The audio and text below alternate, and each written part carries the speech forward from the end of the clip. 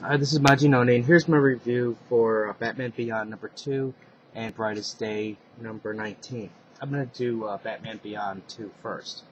As you can see, this is the first in the drawing the line at $2.99 pricing, which is definitely a good thing that DC, did to help the consumers out a little bit. But anyways, on with the review. I'm really torn with this because I felt that a good chunk of the story was just basically wasted on a useless fight.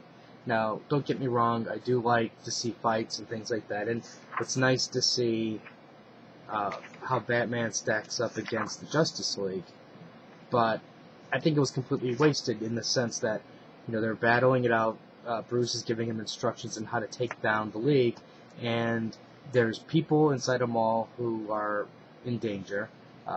His mom and brother are in the mall, and you have a guy who's got a power that can transmute, matter.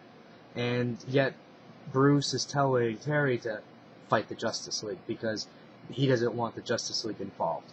I'm like, this is completely and utter bullshit crap.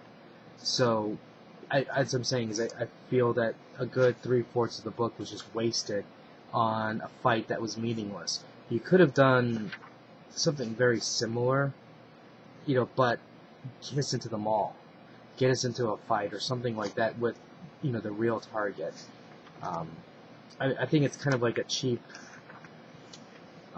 story plot that they've used in this issue, in that it's it's like it's a team up battle where they don't know that they can trust each other, so they fight, and then they go, okay, we have a common enemy, wow, so they join up. And sometimes I think it works, but I think in this case it was really lame. I didn't really like it that much. Anyways, on with Brightest Day number 19. This is starting with Aquaman, which was actually really cool because I wanted to see what's going to happen with Aquaman and Black Man and the invasion. Now, if you remember from last issue, the Hawks got their curse lifted, but because they chose not to live separately, the White Lantern disintegrated them. Now, based on this conversation Deadman has with the White Lantern, that's what was going to happen regardless, because basically what they need to do is they needed to remove the curse to purify their soul, their being, and then the White Lantern then uses the power of that to further its goals type thing. Because what's basically happening is like the Earth was corrupted, and Necron's battle just corrupted even further. So while their Agent of Darkness is about to form, he has different heroes for different needs. Some heroes were designed to give them more time, others for a more special purpose, and as you can see, the Hawks for more special purpose. So I'm really curious to see what's going to happen to these other characters, and if they're going to bring the Hawks back. Anyways, the story and the art's good. If you're following Brightest Day, you'll probably like the art, as it's pretty much consistent. At least concerning with the Aquaman storyline. And I'm just really glad that we're finally moving the story along. It's taken us really 19 issues to finally get a clear idea of, or not really a clear idea, but at least an idea of what's going on and what the White Lantern is up to. I think there's some good parts, like this 2-page spread is really good. And I'm going to give a little spoiler right about now. So if you don't want to be spoiled, you can stop the video now. But for those of you who don't care and just want to know, because this is kind of important to address, at least for me. Now, as you can see, Aquaman and Aqualad they're battling on the beach.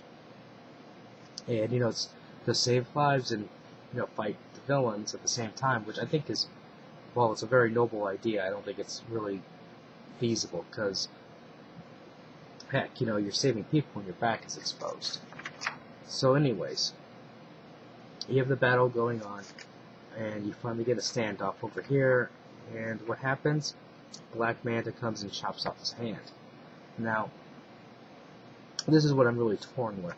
Because on one hand, it's like a shock moment where you're like, oh my god, his hand's removed. And then the next minute you're going, wait a second, I've already seen this before. Because if you remember,